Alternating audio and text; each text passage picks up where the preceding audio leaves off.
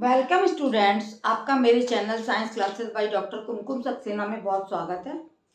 और हम चल रहे हैं इस समय 9th के जो चैप्टर है कोशिका की, जंतु कोशिका की और वनस्पति कोशिकाओं की रचना। पादप कोशिका, जंतु कोशिका दोनों आपके सामने बने हुए हैं।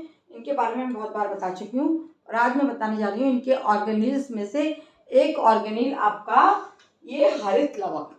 हरित लवक आप देख रहे हैं कैसा तश्तरी नुमा रचना है और ये इसमें पौधे में ये पाया जा रहा है। ये केवल इसका डिफरेंस ही केवल पादप कोशिका में पाया जाता है और जंतु कोशिका में इसका अभाव होता है, क्योंकि जंतु कोशिका में इसका कोई कार्य नहीं है। पादप कोशिका में इसका कार्य भी आपको बताया जाएगा। पहले इसकी रचना देख लीजिए। ये पतली सी दोहरी झिल्ली का बना हुआ है और इसमें पट्टिकाएं होती हैं इस प्रकार से, और इसके अंदर जो पदार्थ भरा रहता है उसको हम बोलते हैं ग्रेनम। ये हरित लवक के अंदर जो पदार्थ भरा है उसको ग्रेनम उसको स्ट्रोमा बोलते हैं। जो लिक्विड भरा हुआ है उसको स्ट्रोमा बोला जाता है। और स्ट्रोमा में ये जो पट्टिकाएं दिखाई जा रही हैं ये पतली पतली पट्टिकाएं होती हैं जिन्हें हम ग्रेनम कहते हैं। दो ग्रेनम एक दूसरे से जुड़े होते हैं, पीठिका पट्टिका के द्वारा ये जुड़े रहते हैं। और ग्रेनम का जो एक चट्टा है, जैसे कि तश्तरी के ऊपर तश्तरी, तश्तरी के ऊपर तश्तरी, तश्तरी के ऊपर तश्तरी लगा के आप इकट्ठा कर दो तो ये बन जाता है थैलेकॉइड। से लिखा हुआ है कि ये थैलेकॉइड का एक बंडल बन जाता है। ये है तुम्हारी हरित लवक की रचना। इसके अंदर भरा पदार्थ क्या है? स्ट्रोमा।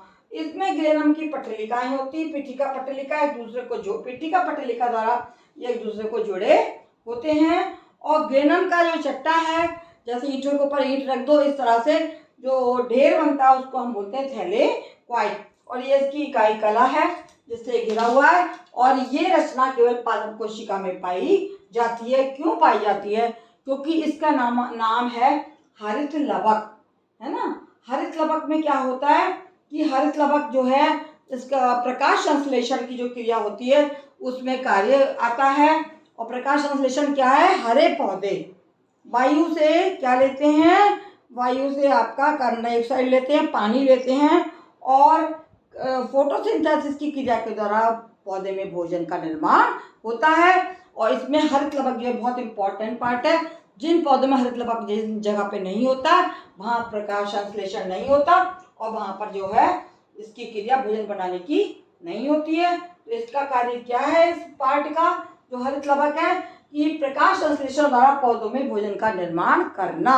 वायुमंडल की कार्बन डाइऑक्साइड लेके, पानी लेके पौधों में जो हम पानी डालते हैं हरित लवक की सहायता से ये भोजन बनाते हैं और इस क्रिया में ऑक्सीजन बाहर निकलती है जो आगे काम आती है।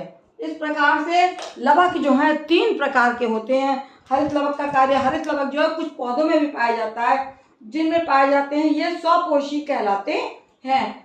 इसका जो है शिम्पन नामक वैज्ञानिक ने इसकी खोज की थी और ये हमारे कुछ जंतुओं जैसे यूलोथ्रिक्स है, क्लेमाइडोमोनास है, शैवाल है। शैवाल आप जानते हैं, फंजाई और शैवाल जो होते हैं पाए जाते हैं, हरे पौधे हैं और इनमें जो भोजन जो है इसकी सहायता से स्वयं ही बन जाता है। और ये जंतु भी बनाते हैं। यूलोथ्रिक्स और क्लेमाइडोमोनास जो हैं ये पौधे नहीं है, ये जंतु है।